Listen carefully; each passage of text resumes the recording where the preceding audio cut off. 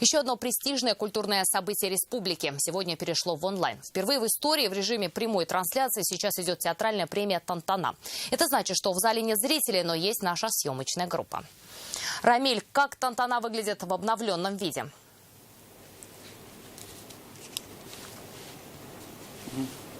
Да, вечер добрый, Даяна. Сегодня, вправду, необычная церемония награждения. Люди, которые не мыслят себя без зрителей, актеры, режиссеры и театралы, сегодня стоят при пустом зрительном зале. Причина тому особые меры из-за ситуации с коронавирусом. Но отменять церемонию не стали, а просто перешли в онлайн. На сцене стоят камеры, и все это транслируют в интернет. Жюри на месте и выставляет оценки.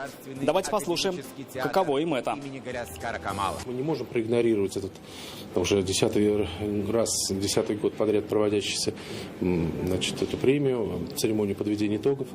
Во-вторых, пока есть такая возможность, все равно актеры в театрах ждут результатов.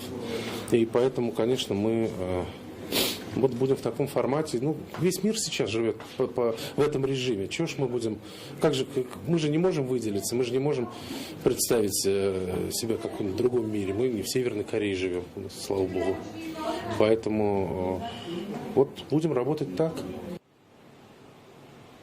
Тем не менее, церемония, как мы видим, идет, и за ней следят зрители, причем теоретически и технически это могут делать десятки, сотни и даже тысячи. Правда, не вживую здесь в театре, а через свои смартфоны или компьютеры. И те, кто следил, видели, как жюри определило номинантов. Среди них Бугульминский, Павлинский театры, Казанский ТЮЗ и сами камаловцы. И много других театралов сегодня награждают в 12 номинациях. С необычной церемонией награждения Даяна передает тебе слово. Спасибо, Рамиль. Непривычно, конечно, видеть такую большую премию при пустом зале, но главное, она состоялась.